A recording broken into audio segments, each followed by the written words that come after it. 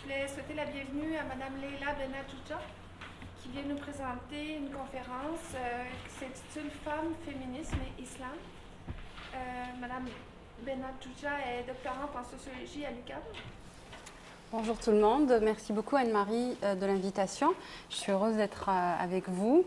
Donc, comme le disait Anne-Marie, je suis doctorante à l'Université du Québec à Montréal.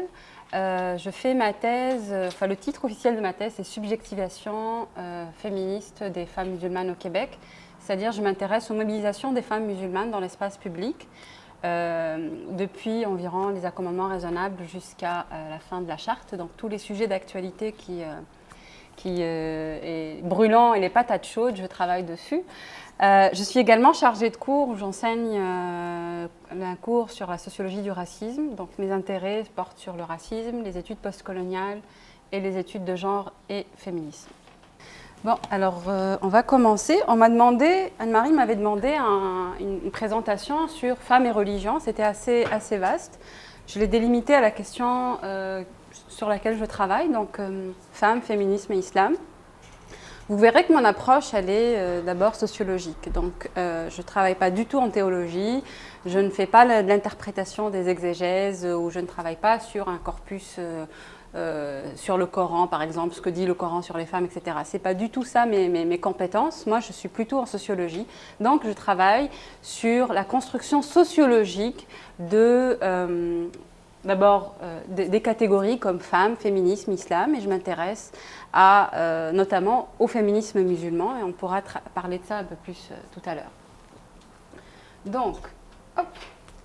Alors, pour vous présenter un peu ma problématique et ce dont je vais vous parler aujourd'hui, on va parler un peu des catégories.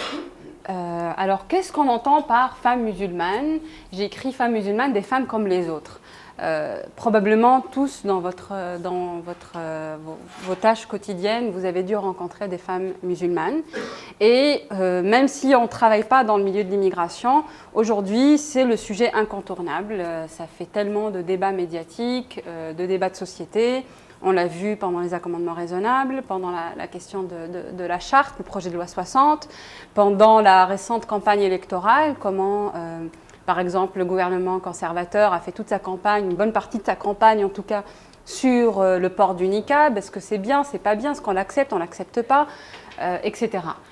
Donc c'est pour dire que la question des femmes musulmanes semble interpeller de façon assez polémique la société québécoise. Mais pas que la société québécoise, parce que c'est on fait un tour d'horizon un peu dans les sociétés occidentales. J'entends par société occidentale l'Europe de l'Ouest et l'Amérique du Nord. Dans la plupart de ces sociétés, on retrouve des débats similaires. Donc, on retrouve des débats où on se questionne sur ce que portent les femmes musulmanes. Finalement, on se questionne sur leur corps. Est-ce que leur corps est accepté dans notre société? Est-ce qu'il est habillé de la bonne façon ou pas? Et donc, c'est assez intéressant de se dire comment ça se fait que dans différentes sociétés, où on n'a pas les mêmes régimes politiques. Par exemple, en France, c'est un régime républicain. Au Canada, c'est le multiculturalisme. Au Québec, c'est l'interculturalisme. On n'a pas les mêmes systèmes de gestion du pluralisme, de la diversité et d'intégration des immigrants. Et pourtant, dans différentes sociétés, dans différents contextes, on retrouve des débats similaires. On retrouve des discours politiques qui se ressemblent et qui circulent. Où plusieurs problématiques se cristallisent autour du corps des femmes musulmanes. Et à l'intérieur de ces débats-là, on retrouve une forme d'homogénéisation, c'est-à-dire on va souvent entendre, que ce soit des politiciens ou que ce soit des acteurs médiatiques, parler des femmes musulmanes comme si c'était quelque chose d'unique, comme si elles étaient toutes pareilles, elles se ressemblent toutes, elles ont toutes les mêmes croyances, les mêmes valeurs et le même habillement. Et on va créer ce stéréotype qui est celle d'une femme qui porte le foulard. À partir de là, je parlerai tantôt de voile et de foulard, même si pour ma part, je n'aime pas dire des femmes voilées, parce que porter le foulard, ça ne veut pas dire être voilée. Beaucoup de femmes, d'ailleurs, durant ma recherche de terrain, m'ont demandé de ne pas dire le voile, mais plutôt de parler de foulard, parce que ça a une connotation un peu péjorative de dire personne voilée, une personne qui se voile, donc qui n'est pas capable de voir. Mais c'est des femmes qui voient très clair même. Donc, Voilà. Ensuite, on parlera un peu du féminisme musulman ou féminisme islamique. On retrouve dans la littérature les deux termes, même si des fois c'est bien d'expliquer que l'un n'est pas l'autre. Je vous dirai brièvement là-dessus que c'est pas une littérature qui fait l'unanimité. Il y aura beaucoup de courants qui, notamment dans le féminisme mainstream, donc le féminisme dominant, qui estiment que féminisme et religion sont incompatibles, que féminisme et islam sont incompatibles. Pourtant, et j'essaierai d'en glisser un mot tout à l'heure, il y a, que ce soit dans les pays à majorité musulmane ou dans les sociétés occidentales, il y a des femmes musulmanes qui militent dans des espaces féministes, mais pas que dans des espaces féministes, qui militent dans différents espaces pour justement les droits des femmes, pour la justice sociale, pour ce qu'on entend être le féminisme. Et ça amène à une autre question de dire qu'est-ce qui est féministe et qu'est-ce qui ne l'est pas. Et surtout, qui décide de ce qu'est le féminisme et qui décide de ce qui n'est pas du féminisme. Donc voilà. Alors d'autres catégories complexes, donc féminisme et islam. Je vous ai dit que j'ai une approche sociologique. Donc j'entends par islam non pas seulement un corpus religieux, mais aussi un espace de socialisation. C'est-à-dire je prends... Enfin, je ne suis pas la seule, c'est en sociologie de religion, on entend aussi par la religion comme un objet sociologique qui vient de religar, lien social. Donc la religion sert aussi de lien social. Je ne discute pas l'islam comme un corpus religieux seulement, je le discute aussi comme une catégorie sociologique où on va parler d'islam. J'ai mis dans le titre « Islam avec pluriel ». En fait, ce que j'entends par là, quand on dit des islams, c'est qu'il est difficile de parler d'un islam figé parce que la pratique religieuse n'est pas la même, peut être différente d'une société à une autre.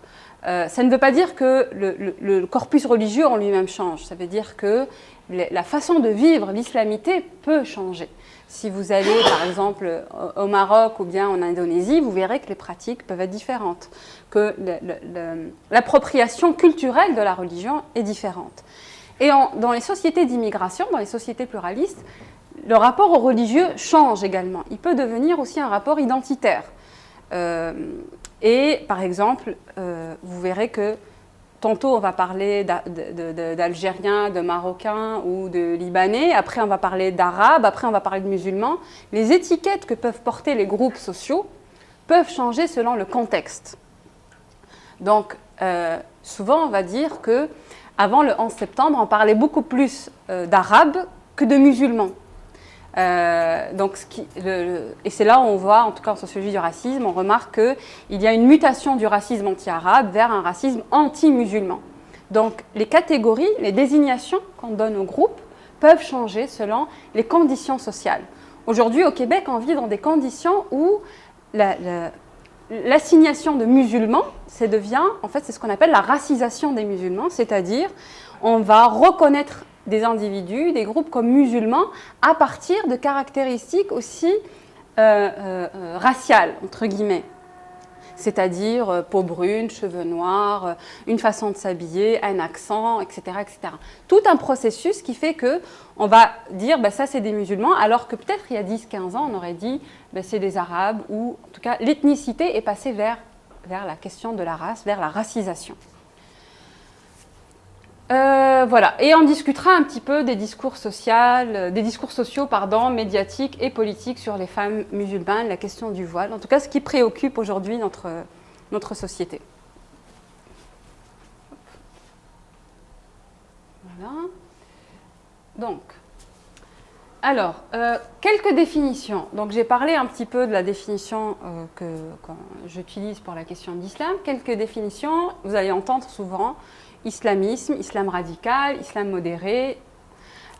C'est pour dire que c'est des catégories qui émergent dans le discours social, qui en fait n'ont pas un réel sens sociologique. Qu'est-ce qu'un musulman modéré et qu'est-ce qu'un musulman radical? C'est très difficile de statuer là-dessus. Surtout que tout ça, c'est une question de normativité. C'est une question de notre perception, en tant que... C'est souvent le groupe dominant qui va attribuer des catégories, qui va attribuer des qualificatifs, ce qui nous semble être modéré et ce qui nous semble ne pas être modéré.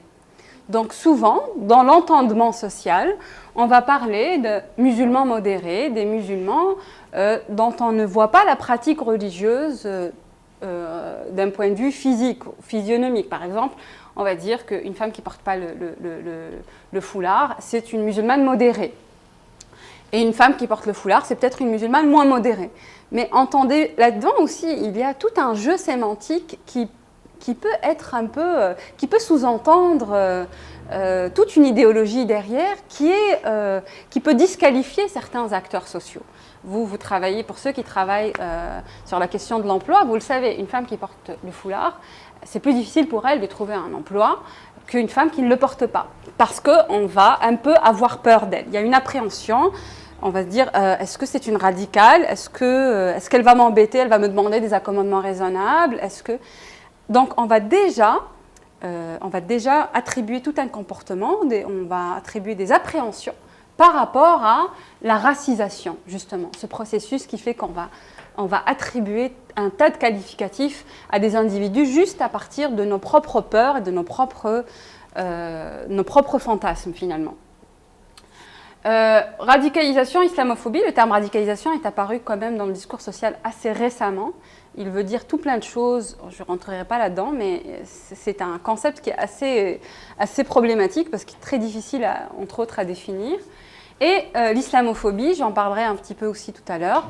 Donc l'islamophobie, c'est une forme de racisme qui vise les musulmans et tous ceux qui ont l'air musulmans. Vous savez, après le 11 septembre, il y a eu un homme sikh qui a été assassiné, qui a été tué par un homme blanc raciste, donc suite au 11 septembre, et parce qu'il pensait qu'il était musulman, alors que c'était un homme sikh. Pourquoi il pensait qu'il était musulman?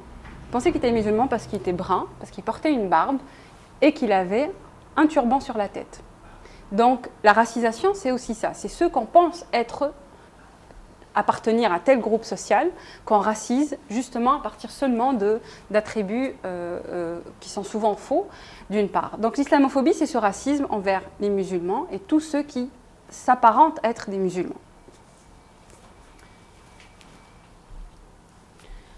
Maintenant, je voudrais faire un petit retour historique sur l'islam dans l'imaginaire occidental. Pardon, il y a une faute dans mon truc. Donc l'islam a été considéré à partir environ du Moyen-Âge. Il y a plusieurs travaux qui montrent que l'islam dans le Moyen-Âge occidental, donc en Europe, était considéré comme une hérésie, comme une fausse religion.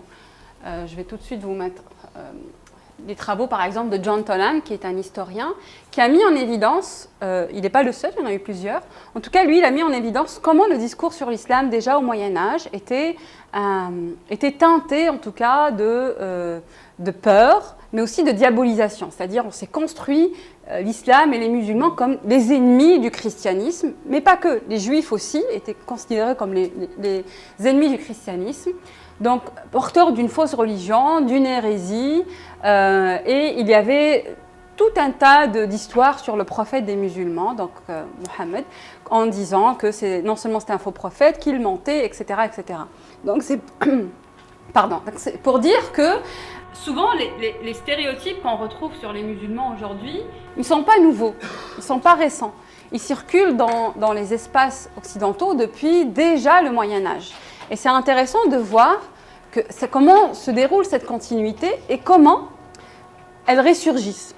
Vous savez, je vous ai dit tout à l'heure, comment ça se fait que dans différentes sociétés, qu'il s'agisse du Danemark ou de l'Allemagne ou du Québec, on retrouve les mêmes stéréotypes sur les musulmans. Pourquoi? Parce qu'il y a entre autres cet imaginaire commun qui traverse les sociétés occidentales, peu importe leur régime politique, peu importe leur modèle d'intégration de l'immigration, peu importe s'ils ont une histoire coloniale avec un pays musulman ou pas, il y a quand même des stéréotypes très forts qui sont ancrés et qui datent donc du Moyen-Âge.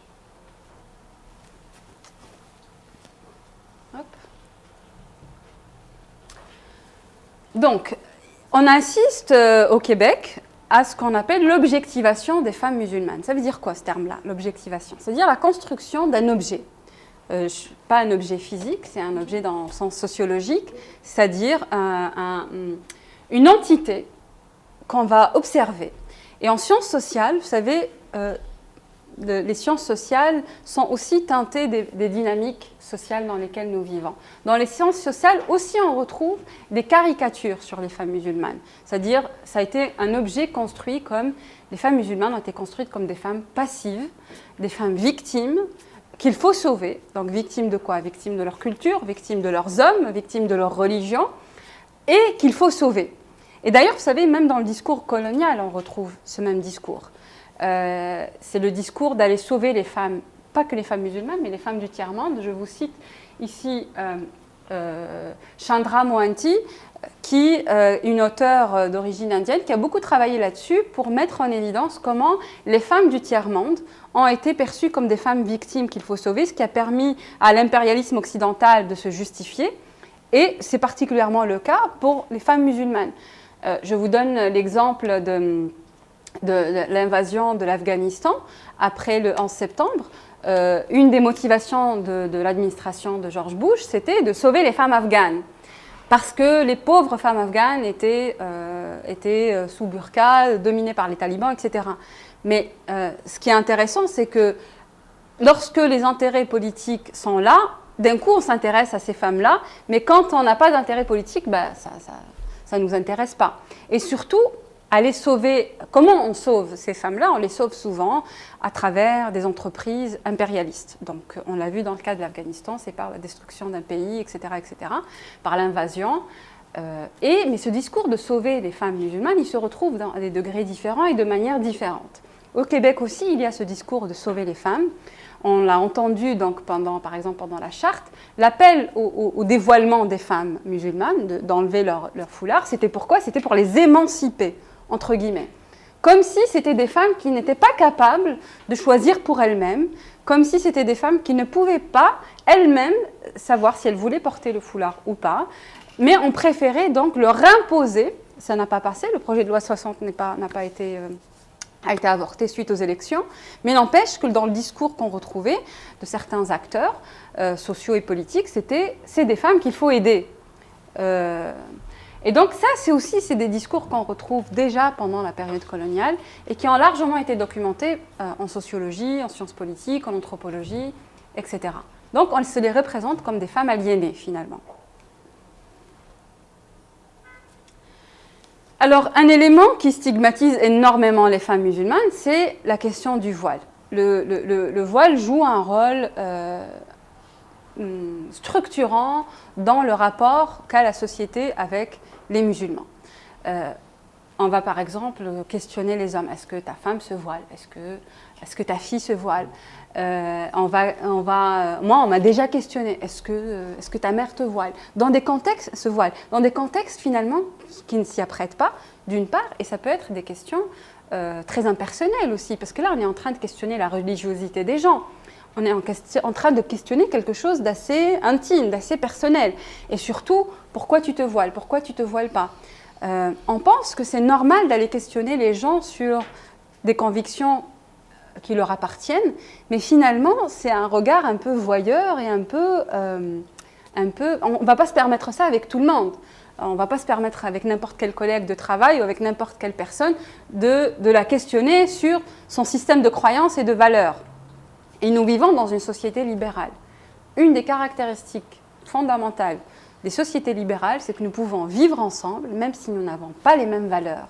Nous ne sommes pas obligés de partager les mêmes valeurs.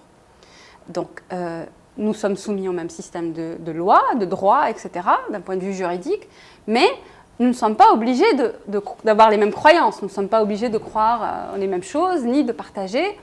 Maintenant, le civisme, il y a une forme de civisme partagé, oui, mais si on fait un tour de table sur nos valeurs, on verra que nous n'avons pas nécessairement les mêmes valeurs. Et que c'est ça aussi la liberté que doit nous donner une société libérale. Mais lorsqu'il s'agit des femmes musulmanes, on va douter et on va avoir un soupçon sur leur capacité d'avoir leurs propres valeurs et on va penser à partir d'expériences. Par exemple, au Québec, c'est souvent par rapport à l'expérience de la société, du groupe dominant, dans son rapport à la religion, dans son rapport au catholicisme, etc., quand on va transférer nos propres expériences sur celles des autres. Et ça va fausser notre rapport à la réalité. Parce que chaque groupe a sa propre expérience et il est important de ne pas imposer oui, nos propres expériences à celles des autres et être convaincus que finalement ils vivent la même chose mais qu'ils ne veulent pas s'en rendre compte.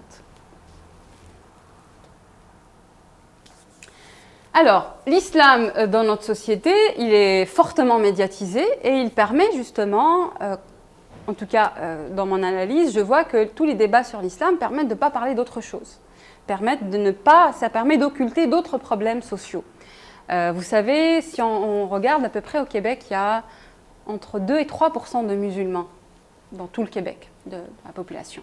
Pourtant, c'est le groupe qui fait le plus de débats médiatiques.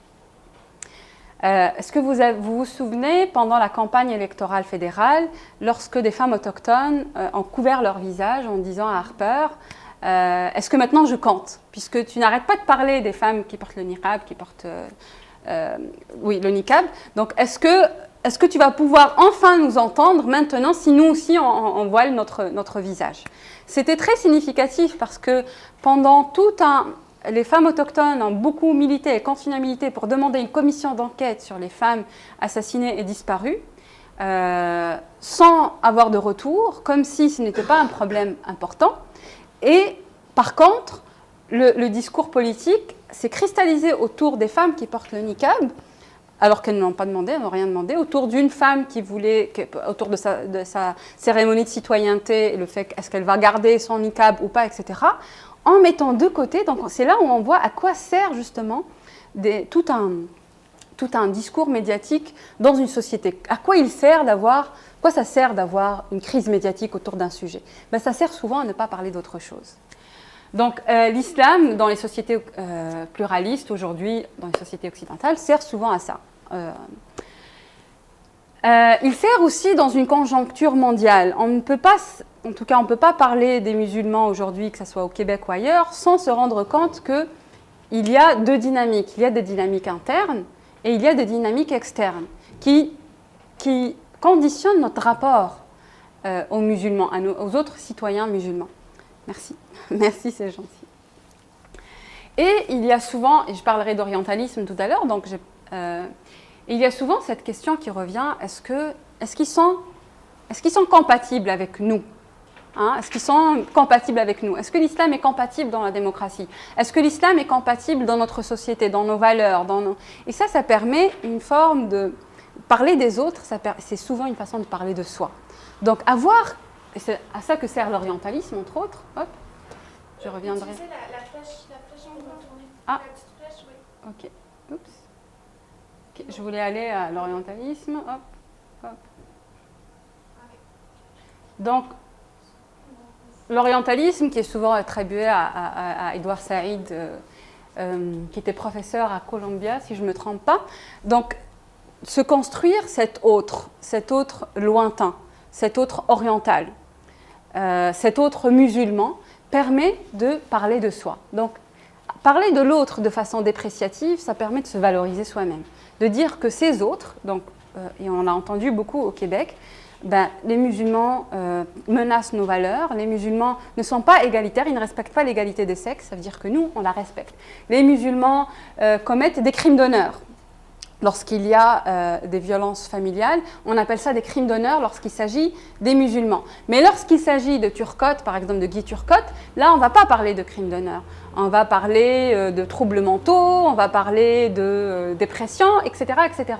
Donc c'est là où on voit que certains groupes ont le privilège dont on reconnaît leur individualité, leur humanisme, on est capable de voir que c'est du cas par cas, et d'autres, ils sont dans une grosse catégorie qui s'appelle la culture, ils sont enfermés dans la même boîte et on les met tous on leur donne tous les mêmes qualificatifs. Donc l'orientalisme, c'est ça aussi, c'est de s'imaginer l'autre, une façon de se l'imaginer, mais de manière dépréciative, et ça permet quelque chose d'autre. Au Québec, quand on parle des musulmans, on pense souvent à immigration, mais c'est faux. Il ne faut pas faire cette association entre musulmans et immigration. Oui, il y a des musulmans immigrants, mais il y a des musulmans québécois. il y a des musulmans convertis, il y a des musulmans d'Afrique, il n'y a pas que des musulmans arabes, aussi on va penser à arabité, il y a des musulmans d'Afrique de l'Ouest, il y a des musulmans d'Asie, etc. Et surtout, jusqu'à quand on est immigrant? À partir de quel moment on n'est plus des immigrants? Est-ce que ça 5 ans seulement ou est-ce que ça dure et ça dure des générations et des générations?